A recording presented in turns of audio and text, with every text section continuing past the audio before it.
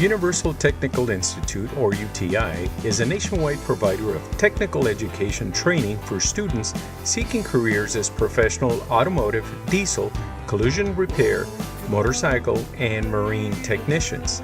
SAC Latino magazine recently had the opportunity to visit the Sacramento campus. Let's listen in. My name is Gabriel Bejinas. I'm from San Jose, California. I've been attending UTI for over a year now. I'm in my 21st phase, so I'm a couple months away from graduating, barring that I don't add any more programs. And I decided to come here because I did the whole college thing and did a year. I did really well. It kind of wasn't for me. I wanted to do something more hands-on, something that I felt like would get me out and get me a good job a lot faster, and that's pretty much why I'm here now. My name is Angel Ordóñez. I'm from San Diego. I've been here for about 3 months. This is my sixth phase. I decided to come over here because I had a good job down there, but it wasn't like the kind of thing that I wanted to do like for life. And I've been always like interested in cars and stuff like that. So I decided to come over here. I'm in collision repair right now, and right now so far it's been pretty good. I like it. My name is Luis Cedillo.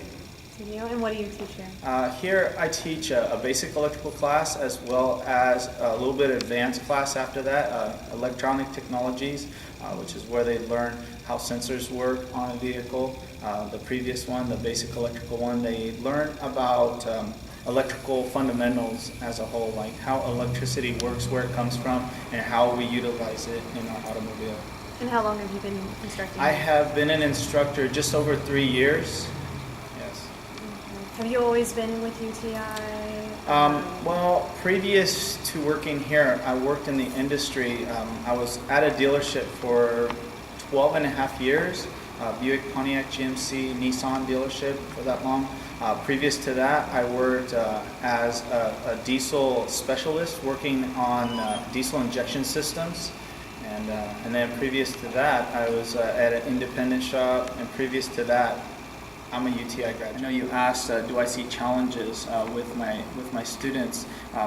As they graduate, the only problem that I really see as far as them leaving here is there are a number of them that kind of expect that something's going to fall in their lap, you know? That's kind of a misconception that some get out of going to any trade school, right? They just expect that, oh, well, I went to this school and I got this education. People should be looking for me, right? Well, the truth is there are a lot of companies out there looking, but they're never going to find you unless you treat looking for a job as a job, right? Until you find yourself a job. So that would be, I would say, one of the challenges that I face with my students as they graduate and leave. But yeah, as far as the motivation part, there are a number of students, but I will say this, the majority of my students are here for a reason, and they're very intent on getting what they came here for. We are actually seeing an increase in the Latino community of people coming into our classes and into our school. You know, I really enjoy seeing that myself. You know, being Latino myself, I enjoy seeing that they're coming in and they are really trying to do something more with their lives. You know, I grew up very poor. You know, my family, I worked in the fields as a very young man. You know, my first job was working out in the fields, and I'm very aware of that lifestyle, of that, you know, and so for that reason I decided to do something with my life, and I love seeing that these young men are coming out of high school and are choosing to do something with their lives rather than to just follow through with maybe what their family was doing. Not that there was anything wrong with it, because, you know, I mean, that's where I came from. Personally, I kind of have an invest into this, right? Beyond the fact that I work here, right? I will say that I'm a little biased because I went through it myself. You know, having gone through the whole program myself way back, you know, almost 20 years ago, I really feel that I was able to benefit from the education that I got and bring myself to the position that I am at now, to which I'm very, very happy with right now. I'm extremely happy with my position and what I do on a day-to-day basis with my students, and especially the fact that I get to share all this information with them, and I get to see them grow from the first day I see them in my class to the day that they leave my class. I see their wealth of knowledge grow, and that's very rewarding for me. It takes, I believe, a very intense process, and it's the reason why we teach in a 3-week cycle. So rather than teaching multiple classes to students at a time, we teach them in a building block approach. So it starts with basic engines, basic electronics, and you're just building a skill set then, right? So it's wiring, it's lighting, it's those kind of things. And you start building your understanding of Ohm's law and electronics, and then you move into actually doing drivability. So students are in school for 30 hours a week for 51 weeks a year, and the shortest program is a full year in length. Sometimes they're here as much as 2 years.